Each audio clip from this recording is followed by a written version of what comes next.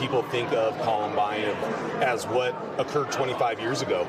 We don't see it as that. We see it as this is our home. This is a place that we feel safe in. As teenagers crowd into Columbine High School, their energy feels inspiring. A generation of students building their future on a campus with a tragic past. Current principal Scott Christie and former principal Frank DeAngelis are showing us the Columbine of today. So this is the cafeteria. You used to have the library upstairs, and you've changed that completely. Now, a vaulted ceiling filled with panels of aspen trees in memory of the 13 who died that day. 12 were students. Dave Sanders was a coach and a teacher, and the father of Connie. We really felt initially, for a few years, he was in the wrong place at the wrong time. And that changed to he was in the right place at the right time. Why? Once we started realizing the impact that he had. Sanders saved many students that day.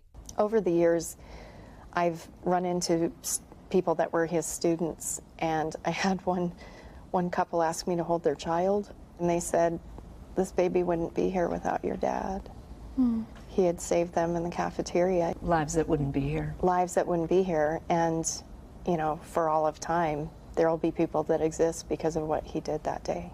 Ashley Glatter was just 11 when her brother John Tomlin was killed. He was just a very kind, caring, sweet brother, just one of those boys that has a sensitive side and is very thoughtful.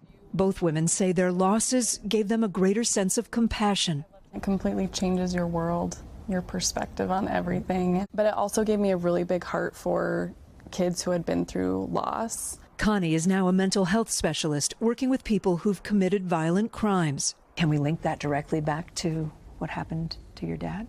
It is linked directly to what happened to my dad. I see it as carrying on his legacy. It's really important to me that we stop the violence where it's starting. So we decided to come back in. Former Principal DeAngelis helped lead Columbine through its darkest times. Now he works with a network of principals who've endured tragedy, counseling school leaders when shootings happen. What do you do at the first graduation? How do you work with the media? What do you do about re-entering the building? What do you do about Memorial? But even more than those practical matters, DeAngelis says Columbine now serves as proof that a community that's been through so much can ultimately become a source of joy and pride. And when I do reach out to these other communities, I'm stating, I know where you are now, we were there, but 25 years later, we're stronger now than what we were. And I really believe that. Everyone I met described Columbine as a community where people really care about each other. They expect hundreds to show up for the day of service tomorrow on Saturday. Mr. DeAngelis says last year they had more than 1,000 people. Connie and Ashley told me that they love that 25 years later, that a tragic day is now marked with something so positive and so encouraging. They are extraordinary. That moment about her holding the baby was so poignant and beautiful. I never thought about it through that lens before. Right. He saved so many lives, Wow. her dad, that day. I mean, if you remember the story, he ran up the stairs and told everybody to run. Yeah. And that saved generations of people now. Wow. Wow. It was very powerful. I mean, it's just it's the healing that can take place, but also the grace of those women for her to say, look at it so differently now. Yeah. Wow. It's beautiful. Kate, thank you. Hey, thanks for watching. Don't miss the Today Show every weekday at 11 a.m. Eastern, 8 Pacific on our streaming channel, Today All Day. To watch, head to today.com/allday or click the link right here.